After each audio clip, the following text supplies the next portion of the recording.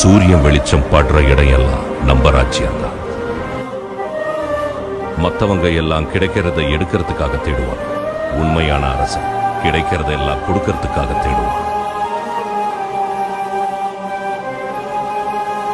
ஒரு நாள் என்னோட ஆட்சியில மறைகிற இதே சூரியன் புது அரசனான உன்னோட ஆட்சியில உதயமாகும். நீ யாருங்கிறத எப்பவுமே மறந்துடாது.